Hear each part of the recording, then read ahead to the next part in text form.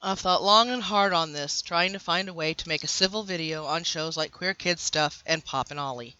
For those of you who are not familiar with those shows, Queer Kids Stuff and Pop and Ollie are shows targeted to 3 to 7-year-olds in an attempt to teach them about LGBT issues, feminism, and other topics related to gender or identity politics.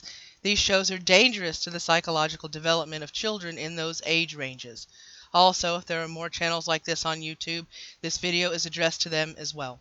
My hope, by providing information such as this video and the informative links below, you can see that what you're doing is, in actuality, harming children's development and not helping it. Thank you for your time.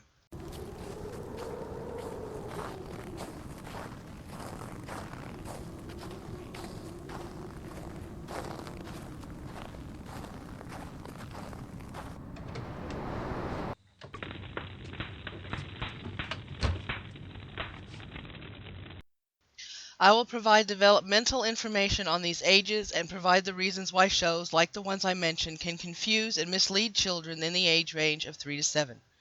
As a parent, I find these shows lacking in the understanding it takes to teach children in that age range and the training needed to teach them.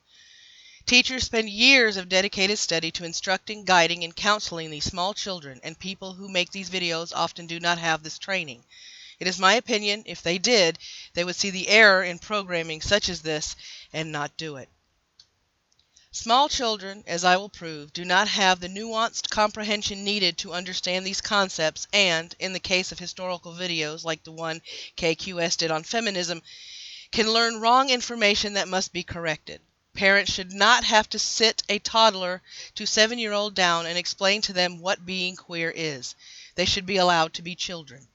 However, if a circumstance arrives that a child of that age group asks a question regarding why 2 men or 2 women are holding hands, it should be up to the parent, who knows their child best, to explain it in a way that does not confuse the child. Please do not send hate to these channels. This is not the intent of this video. Now on to the video. This is off of the PBS Parents website. I understand it is a .org site, but PBS is dedicated to children and the development of children, so I figured this website would be relevant. Also, they do have a panel of experts which credits this site. This is a child development tracker for your 3-year-old. 3-year-olds learn primarily through exploring using all the senses. A language for 3-year-olds is taking off. They learn lots of new words and make major improvements in pronunciation. They communicate in simple sentences and are refining their use of grammar. 3-year-olds are also able to listen to and understand conversations, stories, songs, and poems. They are learning their letters, but may also refer to numbers as letters. They notice print in the environment and may ask what it means. They also realize that print in books tells a reader what to say. During the year, scribbles begin to appear more like letters, and children may string several of these letters together to form mock words. They become aware of the uses for writing and may dictate words for adults to write down. They're just developing their language and comprehension skills. This is not the age to be teaching gender politics. Children this age develop their logical reasoning skills as they play. They put together simple puzzles and understand that a whole object can be separated into parts. They are able to classify and sort objects, but usually only by one characteristic at a time. 3-year-olds identify and describe objects that are the same or different. They can count up to 5 and begin to recognize written numerals 0 through 9. When counting items in a collection, they can now label each object with just one number, word, to determine the total, like 1-to-1 correspondence.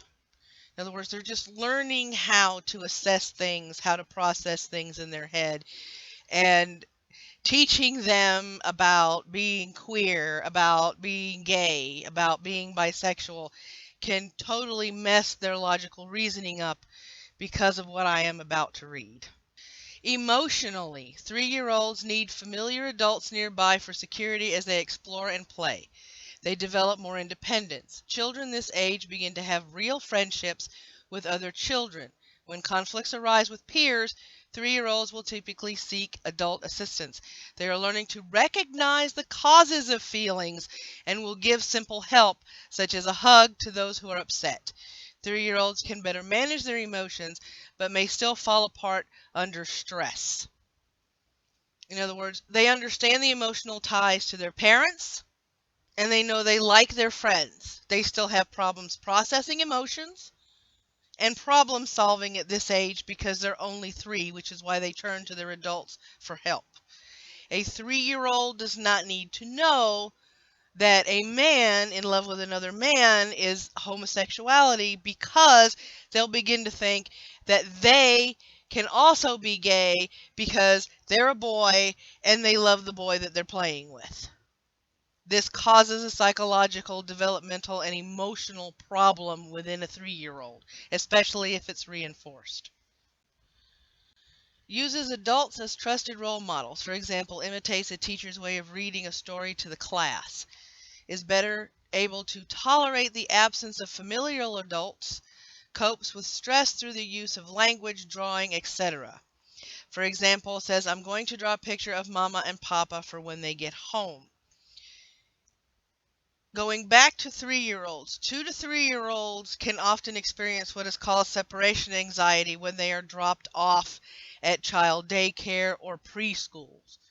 When they start entering the ages of 4 and 5, this starts to fade. Their attachment is still there for their parents, their love is still there for their parents, but they have developed a trust there knowing that their parents are going to come back for them. Increasingly expresses a sense of self in terms of abilities, characteristics, preferences, and actions. Says, look at me, I'm building a castle, compare selves to others. For example, Maria can ride a bike, but I'm still learning.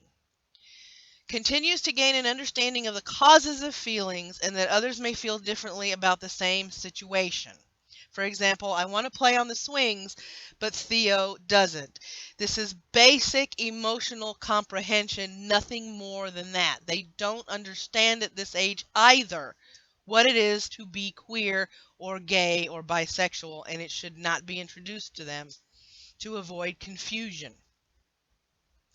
Learns coping strategies, for example, using words, pretend play, drawing, to establish greater control and competence in managing intense emotions. This is where they're taught how to use their words to express their anger, their frustration, their sadness, so forth. Social development. Successfully enters a group of children. For example, hey, I can be the grandma who comes to visit. Begins and sustains pretend play in a cooperative group. Shows further progress in developing friendships with peers, even if a bond is formed with just one other child. Begins to try to please other children. For example, you can come to my birthday, okay? They're learning how to interact. They're learning how to get along with other children in their age group.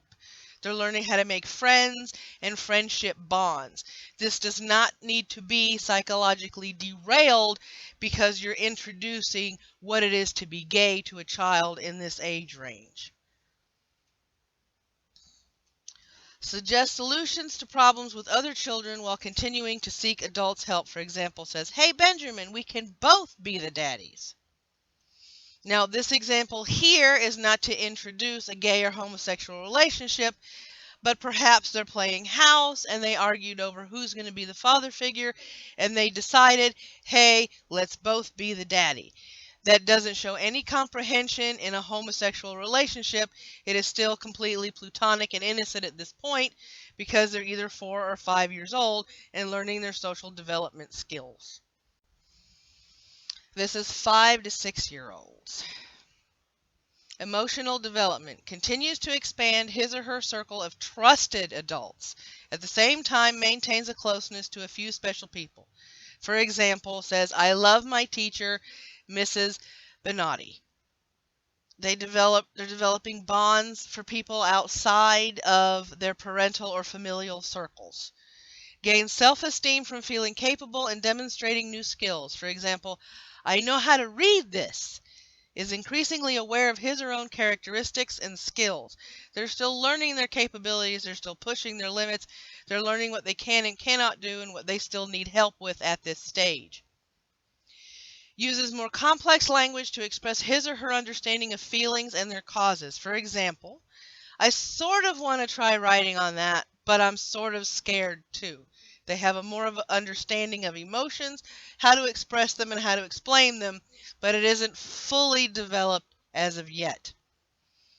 Uses physical, imaginative, and cognitive resources to comfort self. For example, goes to his or her room voluntarily when upset and to control the expression of emotion. However, he or she continues to need adult guidance in this area.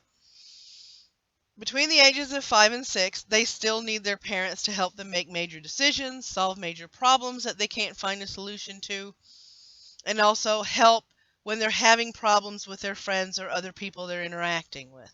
This is not the time to introduce any sort of gender identity or gender politics or anything of that sort in this particular stage. Social development. Enjoys interacting with other children and adults. Has developed a broader repertoire of social entry skills. For example, suggests something to do together, joins in an existing activity, shares a snack.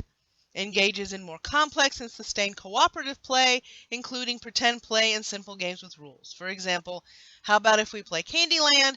I'll give out the pieces. Continues to establish and maintain friendships with other children.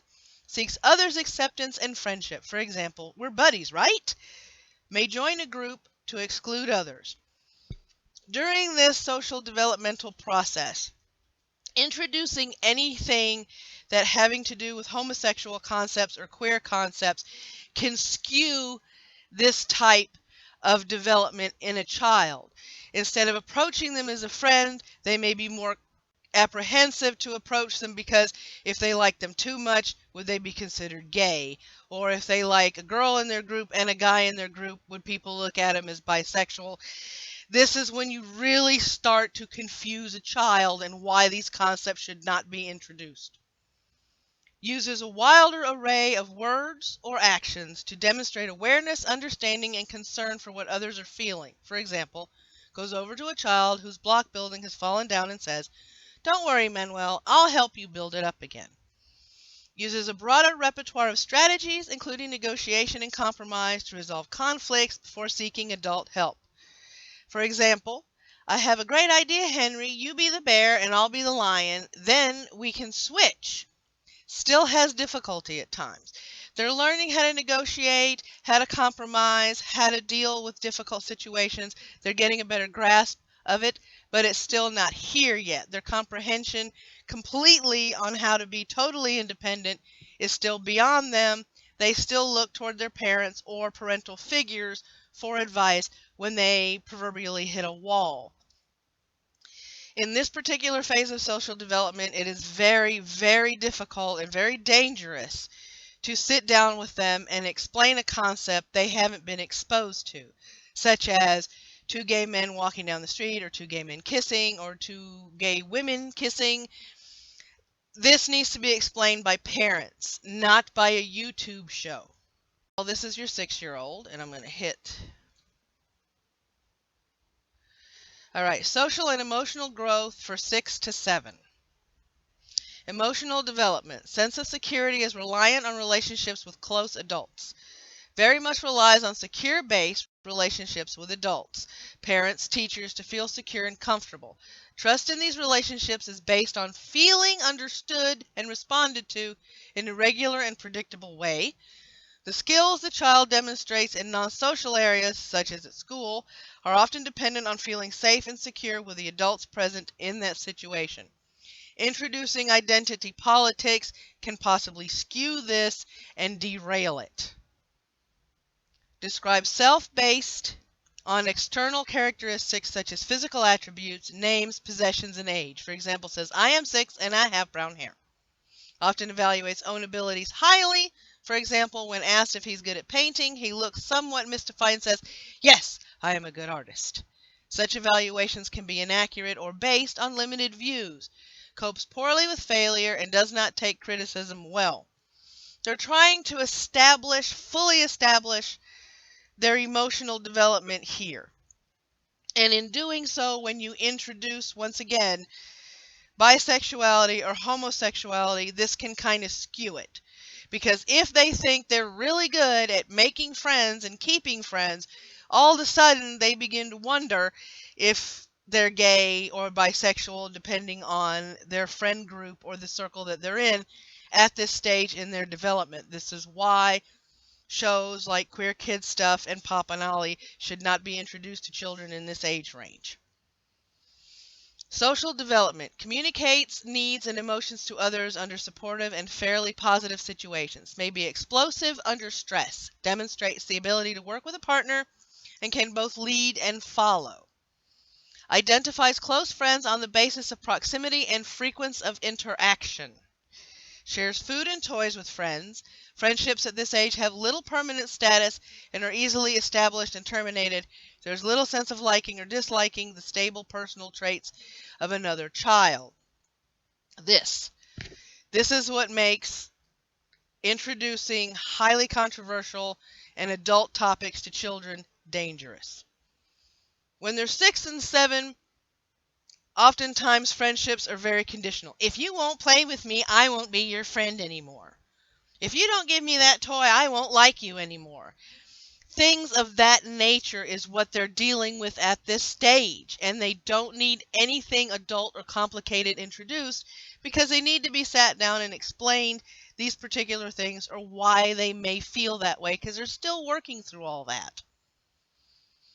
Is aware that other people have different perspectives, thoughts, and feelings about ideas and circumstances. For example, her brother will be mad because she took his toy. All these situations revolve around interactions with possessions, how they feel at the time, whether or not people agree with them. It doesn't have anything to do with what gender they are, what their sexual orientation is, because they're not thinking about any of that at this age or stage in their life. Has the ability to resolve conflict in socially acceptable ways. For example, talking things through, asking an adult for help.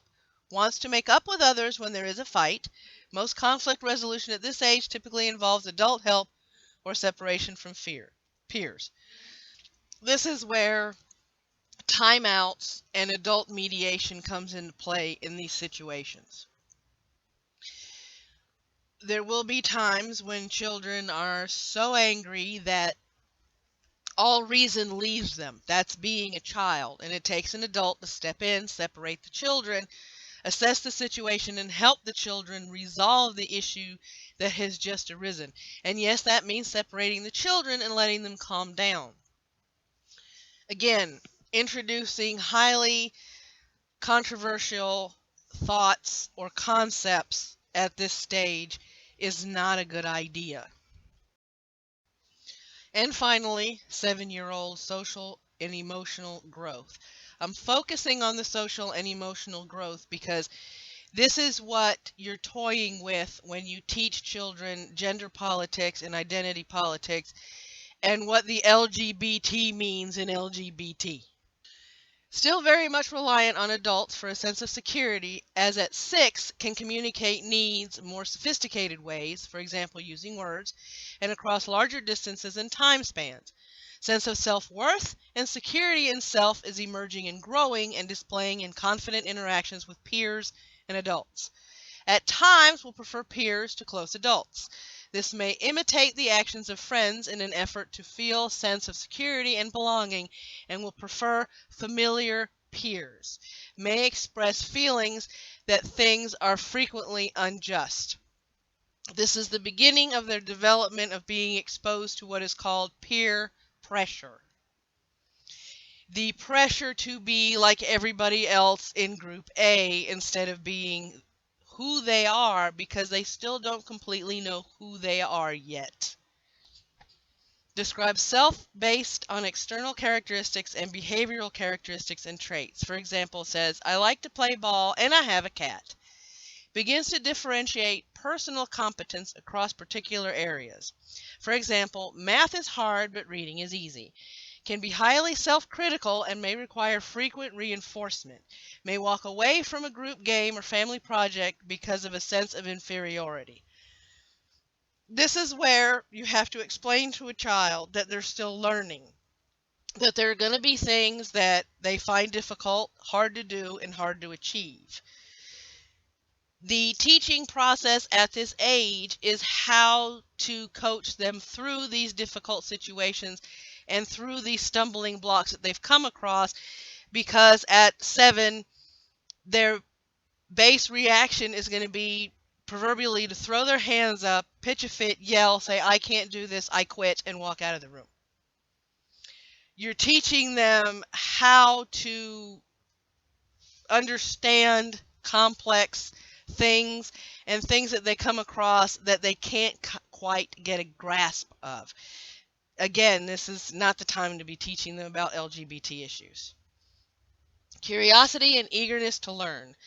Joins in playground games and regularly works with peers in the classroom, is likely to display good sportsmanship and treat others with respect during play, can take others' point of view when supported to do so, will be more demanding and critical of others under stress, begins to participate in games with rules, enjoys creating rules and guidelines for various situations.